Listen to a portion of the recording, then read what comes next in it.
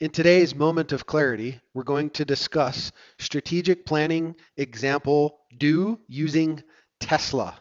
So we're going to talk about best business strategies. Playing that long game. Conventional business logic is that when you're starting something new, you create a minimal viable product or MVP.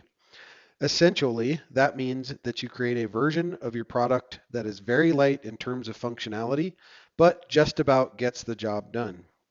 It also means that the first version of your product usually has to be sold at a fairly low starting price, both to compensate for lack of features and to generate interest in a new launch.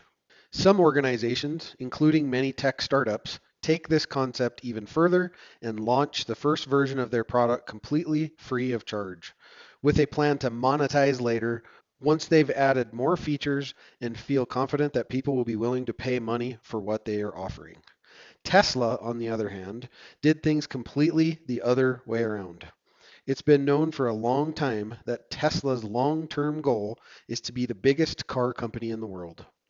They know that in order to become the biggest by volume, they're going to have to kill in the lower end consumer car space. That is cars costing less than around $30,000 to buy. Rather than start with this market though, and create a cheap, low featured version of their electric car to achieve scale quickly, and therefore benefit from the economics of scale in addition to reaching their growth goals, Tesla instead created the absolute most luxurious, expensive, fully featured sports car that they could muster. That car was the Tesla Roadster. And for context, the newest generation of the Roadster will retail from upwards of $200,000 for the base model. And this was the first car that they ever produced. Knowing that they couldn't achieve the necessary scale or efficiency to turn a profit, even at such a high price. Fast forward to today. Tesla just recently beat General Motors and becoming the most valuable car company in the world. So their unconventional strategy certainly seems to be working. But why? What can we learn from Tesla? The first thing to note is that Tesla have in fact made incredible progress towards their goal of mass produced, affordable electric cars. They've even made a genuine annual profit for the first time in their history. The second thing to note is that much of Tesla's business strategy was actually forced upon it.